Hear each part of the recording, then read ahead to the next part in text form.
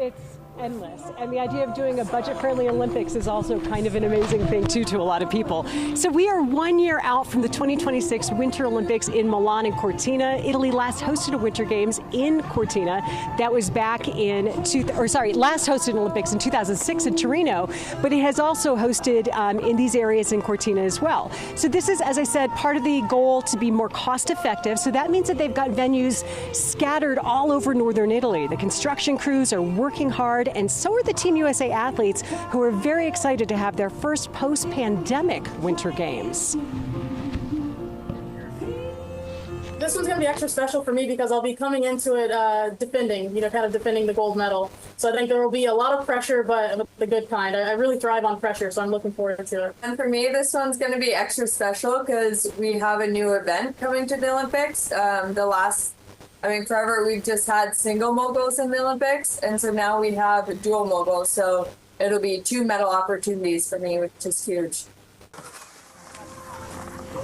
Now, the biggest challenge for the host country right now is definitely the sliding track. The crews are rebuilding a century-old track for events like bobsled, and it has been hard. Those crews are working nearly around the clock, trying to meet a certification deadline coming up at the end of March. Plan B, if they don't get it done, might be moving everything to Lake Placid for bobsledding. So stay tuned. That could be kind of interesting.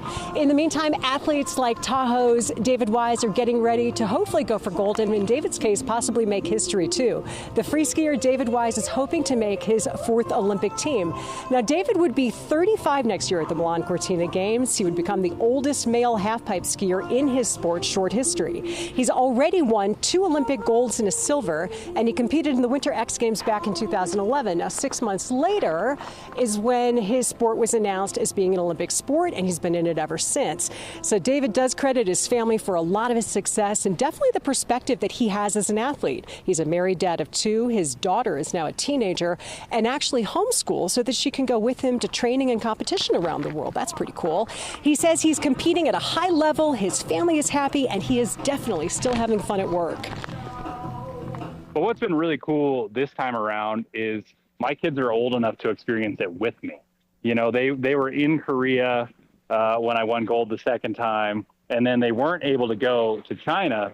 So that was part of me wanting to do one more. I was like, well, my kids are going to be able to go with me to the Olympics if I make the team this time. So, yeah, easy and hard. It's definitely, once I made the decision, it made things a lot harder. But the process of making the decision for me was kind of easy. David lives in Reno. He trains at Sugar Bowl Resort. He says his goal is to retire from skiing while he is still at the top of his sport, which he certainly is, but he's guessing it'll probably be in the next 2 years. He does say this will be his last big Olympic push. Back in 1992 at the Winter Olympics, there was a sport called speed skiing, and Melissa Domino, a Winter Olympian, it's one of its biggest competitors. So speed skiing was only in the Olympics once. Yes, it was only once, and what they found is that they couldn't guarantee the venues.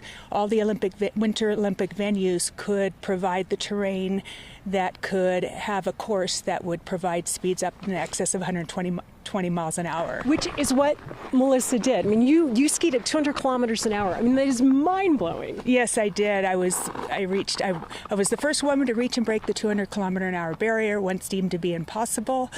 I did that, broke a world's record.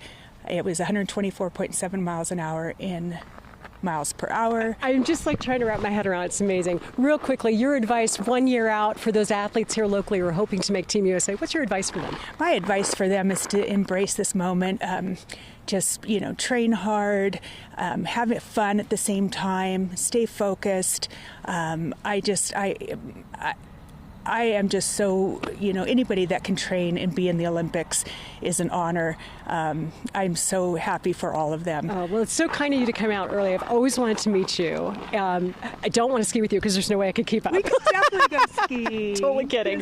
But it's really nice to meet you. Very nice and to it's meet so you amazing too. that your sport had one shot and you got to be a part of it, which is a pretty cool little slice of history. Yes, I feel lucky. All right, Brandy and Mike, back to you. We have so much more coming up. I just saw Errol Kerr come over. Jamaican ski team member will be joining joining him here in about 20 minutes. So nice. Well, there you go. You don't have to ski alongside of her. You could just hop a ride because we have people going down the hill already on those ski mobiles. I mean, like, you can't even come close to driving how fast she skied.